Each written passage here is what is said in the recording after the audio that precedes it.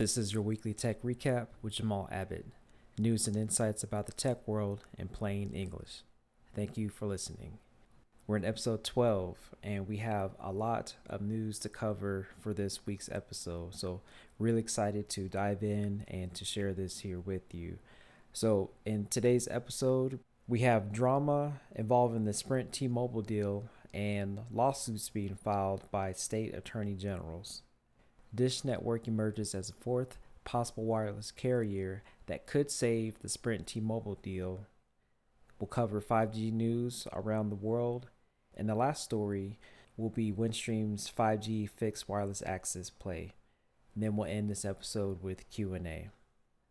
So drama, I'm not a big fan of drama, but we have some drama involving the Sprint and T-Mobile deal.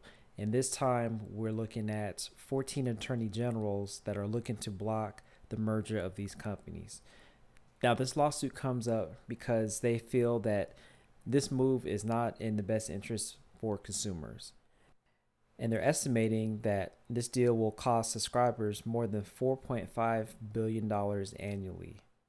Now, the attorneys are seeking an October date for the trial, which could further delay this deal.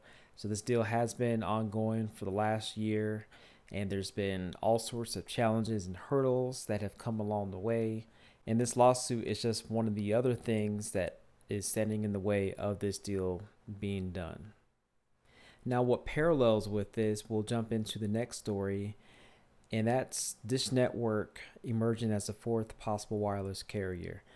So the Department of Justice has been involved in the discussions for the T-Mobile and Sprint deal, and they want some concessions to be made.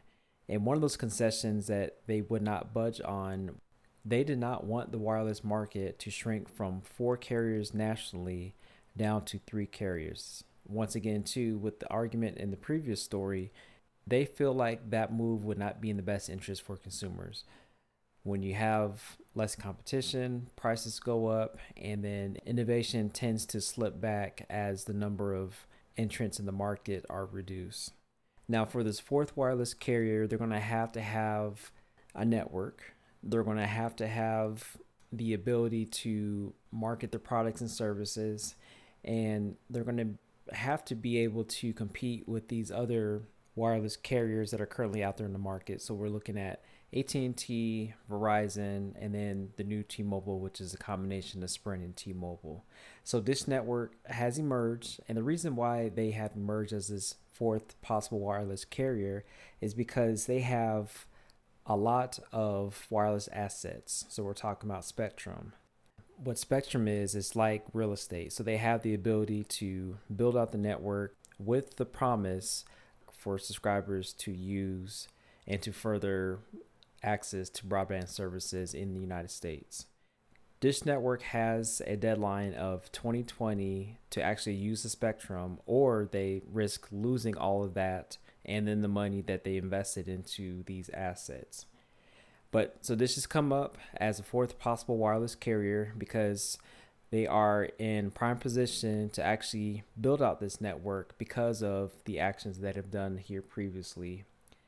And then also what makes this interesting too is that T-Mobile Sprint want Dish to succeed, and the Department of Justice also wants Dish to succeed as this fourth wireless carrier. So everything's going in favor for Dish. Now, Dish has previously stated that they did not want to build out a nationwide network, not without partnering with another company to do this. And just for your knowledge, it takes money, it takes resources, it takes a lot of work and effort to build out these networks. It's not something that can be done overnight. And because of that, this is the reason why Dish wants to partner with another company to get this done. So that way they're not taking on this burden all by themselves. Well, fortunately for them, Sprint and T-Mobile want to get this deal done. So they have allowed Dish to use portions of their network and then also to buy some of their wireless assets. One of those assets being Boost Mobile, and that's the prepaid brand that the government has mandated that T-Mobile and Sprint get rid of as part of this deal. So they have allowed them to use portions of their network, But one of the new reports that just came out today is that the Department of Justice actually wants more concessions to come from this Dish deal. Now, T-Mobile does not want to give up a large portion of their network. They're actually willing to give about 12.5% of this network for Dish to use and to build out their network. The Department of Justice is saying that they want T-Mobile to give Dish unlimited access to the network for about 6 or 7 years until they're able to fully build out their wireless network. And at that point, it's up to Dish to make that network happen. So there's definitely a lot of moving parts that's going on with this merger. There's a lot of parties that are interested in seeing this done. We also heard from the previous story too, there's people that don't want this deal done. So we'll see how this plays out. But we've been seeing a lot of news and a lot of activity coming about from this potential merger, and we're keeping an eye on this one. So I really find this fascinating, just with the talks of mergers and acquisitions going on, and then the talks about new wireless carriers coming in and then participating in the US wireless market. So as a phone geek, I'm finding this super exciting. I can't wait to see what actually happens, whether the deal goes through or if this deal ends up getting stalled out completely just because of there not being an agreement or consensus for all parties involved. Now, I originally thought that T-Mobile and Sprint wouldn't give up as much as they have up to this point. But hey, I've been proven wrong. I've been wrong before. But we are really trying to see these companies do whatever it takes for this deal to get done. And then that way they can actually compete in this market. So more to come. And we are keeping an eye out on this. So this next story is a little exciting because we're not only going to be talking about 5G here in the United States, we're also going to be looking at some 5G developments around the world.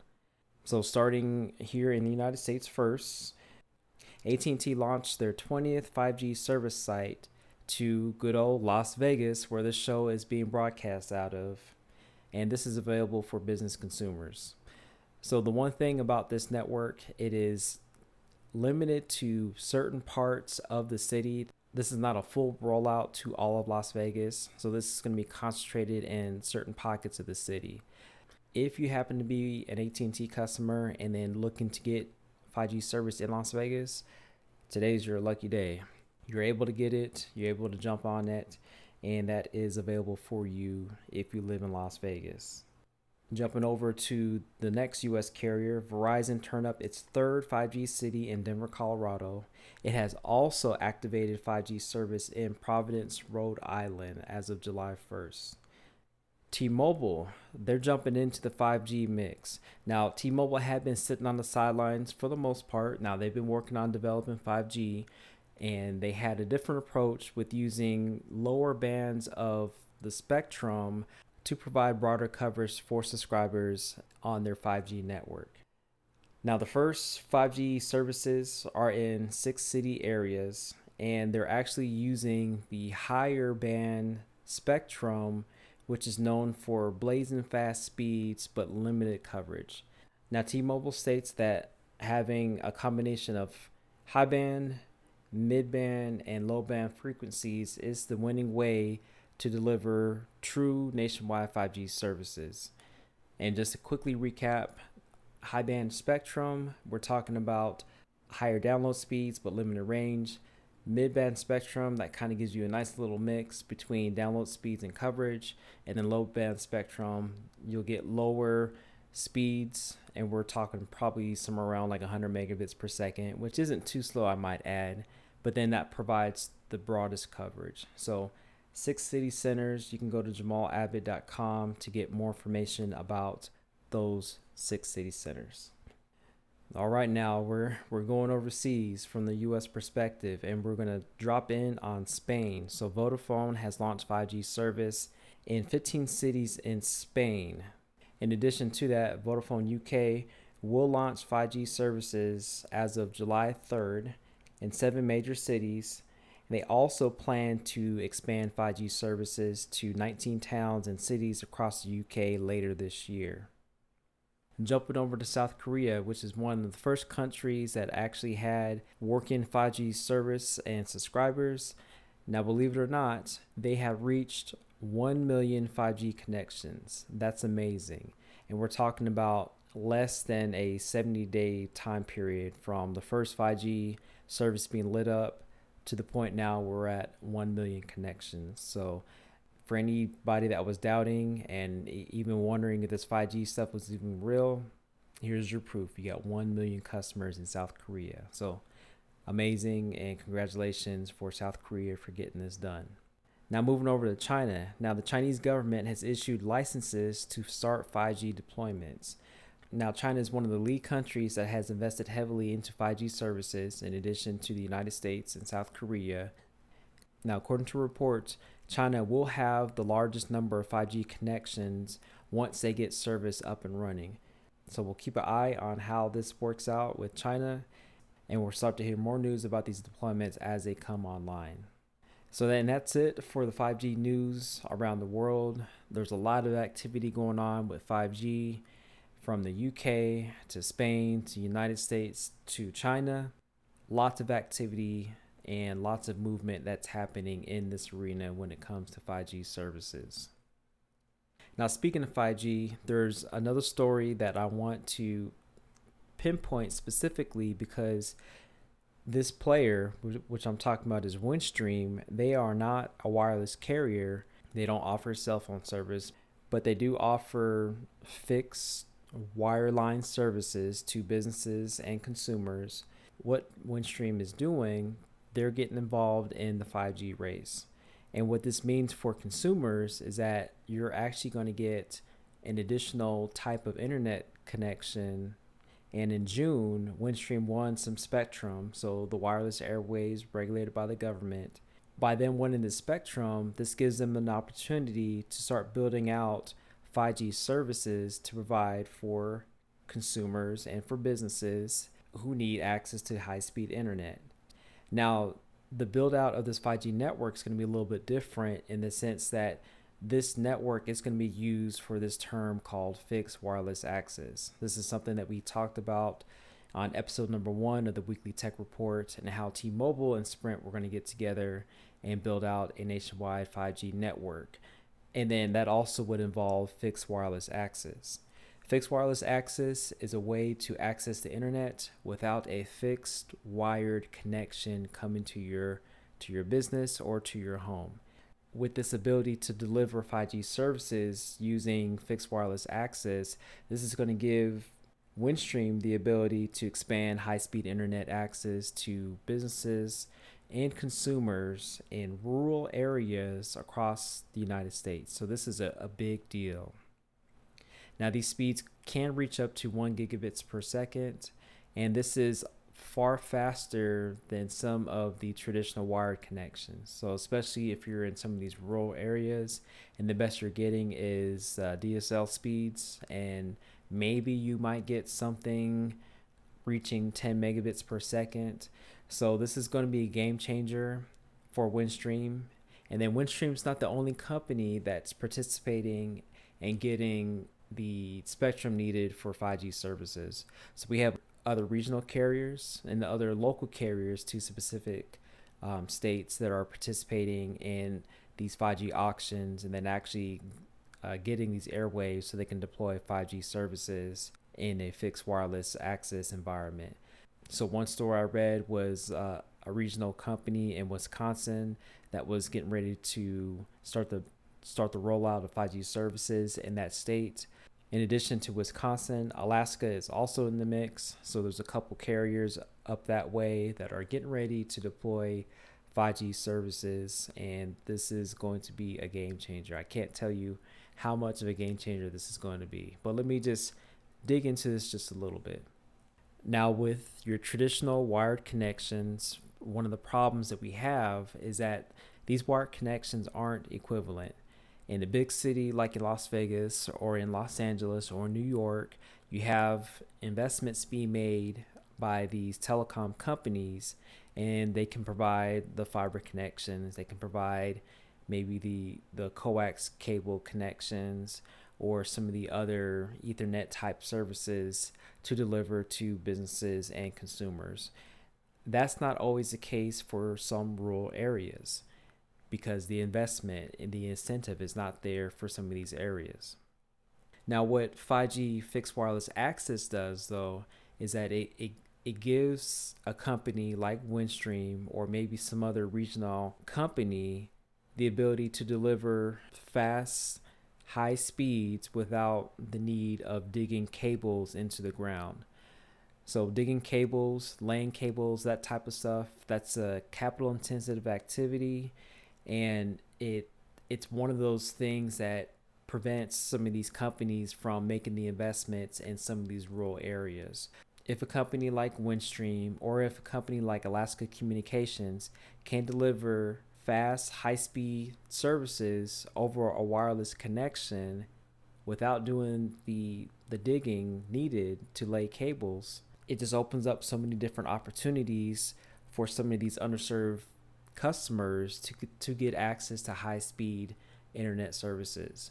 And then when you have access to those services, that changes the way people operate, that changes the quality of life for people, and then it's just going to have a huge and enormous impact on the lives of those people who are currently underserved. So I look at this as how electricity changed the game for us in the United States. That's what 5G is going to do for, I'm going to put it out there, that's what 5G is going to do for us as these networks come online. So I'm excited. I can't wait for 5G services to roll out. And I'm excited to see what Windstream and then some of these other carriers are going to do as they get access to the spectrum and then start to deploy these services to the people who need it. All right, so we have reached the Q&A portion of the show. And if you want to ask me a question, you have a couple different ways to hit me up. You can hit me up the old school way via email. The email is jamal@thePhoneGuy.com, and that's THA, phoneguy.com. Don't forget the A in the phone guy. Shoot me an email there. I'll be happy to answer the question. You can also hit me up on Quora. That's a good place where you can ask questions and then get those answered by myself or other experts out there. You can also hit me up on LinkedIn, Twitter, Facebook, Instagram, whatever your choice is. Shoot me a question and I'd be happy to answer it as a part of the show. This first question comes from Evan, and he asks, do VoIP phones work better or worse than landline phones? All right, so this is a great question. So let me define the word VoIP just in case if you're not too familiar with that term. So VoIP stands for Voice over IP, and this is literally the capture of your voice and it being transmitted over an IP-based network. So this IP-based network is something like the internet. So voice over IP is different than your traditional landline phone because of that factor with the internet. It's also different too in the sense that your traditional landline phones get its power from your local phone company, whereas your voice over IP phones rely on power in the local facility. So for instance, in my office, my phone, it's actually a voice over IP cloud-based phone, but the power comes directly from the wall outlets in my office and not coming from the traditional phone company. So do they work better or worse? A couple different factors that come to mind. So overall, I think they work better in the sense that you have more features and flexibility with a voice over IP type phone. So for instance, if you're in a traditional office and you're in a voice over IP environment, you can take that phone and plug that literally in any spot in the office as long as you have access to the network. The other thing too about this is that the call quality is a little bit better. Actually, not a little bit. It's actually a lot better depending on the settings on your phone system. It's a lot better compared to your traditional landline phone. The other thing too about voice over IP phones is that these systems actually scale better compared to your traditional landline phone. So the traditional landline phone is limited by the number of cards, the number of physical connections that you can make on that system. And at some point, you're going to have to expand that capacity, and that may involve some additional hardware. So with voice over IP systems, at least the more modern ones, you're not limited with that issue with hardware. This is actually a software-based function, and it's just a matter of pushing a couple buttons on the back end, and then you have the ability to add more voice over IP phones. The only problem I'm looking at with voice over IP, and this is coming from somebody that's been working with voice over IP at least the last 10 years, the technology is less mature compared to the traditional landline phone, which has been around for the last 100 plus years. So not as mature. There's some issues with call quality. So the network itself has to be tuned to support voice over IP. And if it's not tuned correctly, you're going to have problems with calls dropping. You're going to have problems with just the overall experience for the users. So as long as you have a properly tuned network, your voice over IP phones are going to have a better experience overall compared to the landline phone. The landline phones have been around for a while. They'll work in the instance of a power outage, and that technology has just been around, and it's a lot more mature. The last thing I'll say about voice over IP phones being better or worse, with your traditional landline phones, you're more susceptible to issues with static, with rain, with other elements out there like that. The other thing I'll add too with your traditional landline phones, the technicians that actually support these landline phones, they're in a state of transition. So they're exiting the market, or some of these individuals are just moving on to different technologies. So your traditional landline phones are going to be around for a little while, but the big phone companies are moving away from that technology and then offering more voice over IP based phones. So that's the scoop on voice over IP. It all depends on what you're looking for, but for the most part, in the general sense, I'm leaning more towards the voice over IP phones just based on the features that I described to answer this question. So I hope this helps. This next question comes from Alexandra, and she asks, why was AT&T broken up? All right, so AT&T, so way back in the day, so probably over about 100 years or so ago, we had a national telephone company, and that phone company was AT&T. So AT&T entered into an agreement with the federal government to be the sole provider of telephone services for the United States. And then over time, and I'm really condensing this story because it's long and it's pretty extensive, AT&T got so big that it prevented other independent entities from coming in and competing with this big, huge telephone company. And in due time, the government saw AT&T more as a problem with it getting too big, and they decided that it was best for this company to break up into these smaller regional Bell operating companies. So ultimately, what broke up AT&T was that they got too big, it got less competitive, and it just didn't allow for innovation to happen in the market. Now, once the company did break up, this allowed for further technology advancements, and just it opened the door for the technology in this country when it came to telecommunications to go forward. Now we have other companies like Comcast and Cox, and then even internet-based companies that provide telephone services, but they're not the traditional phone company like it once was before. So AT&T got too big. The government didn't see the value in AT&T operating as a big telephone company for the United States, and ultimately that's what got them broken up, and that's led to where we're at here today. So that's it in a nutshell. I will link to another article that I've written on this subject, which goes into a little bit more detail that I can provide on this podcast, but check that out, and I hope that helps. This next question comes from Rick, and he asks, are you willing to buy cell phone service from your cable provider? So great question, Rick.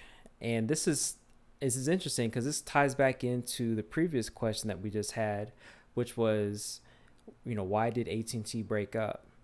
Now, with this breakup, we have cable providers being able to provide wireless services. This was something that wasn't done before, not until the rules changed.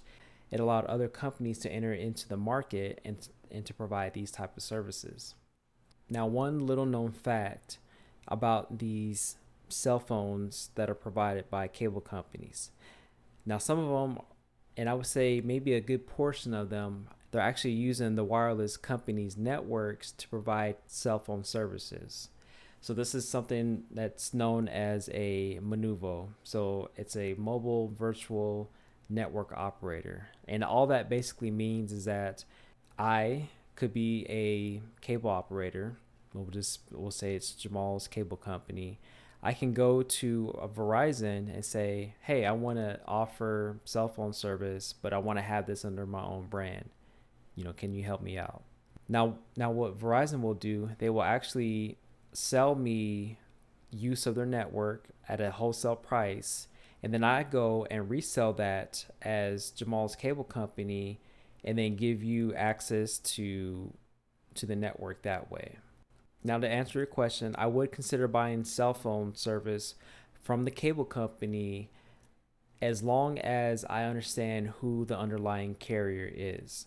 So if I'm already a Verizon customer and the local cable company is offering a pretty sweet deal and they're using Verizon's network, I would probably go ahead and just switch over to that company because I know that I'm still using the Verizon network, which is going to provide the calls for me nationwide if I happen to be traveling. If this is a cable company that is in the process of building out their network and they don't have coverage to compete with some of the national wireless carriers, I'm probably going to pass on that.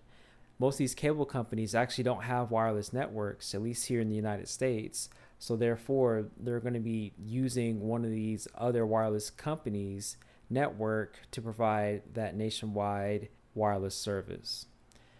So depending on who the provider is, and then depending on what network they're using to transport my phone service nationwide, I would probably consider it, especially if I'm getting a pretty sweet deal out of this altogether. So that's my answer. And if this is something that you're considering, I would highly recommend that you look into this.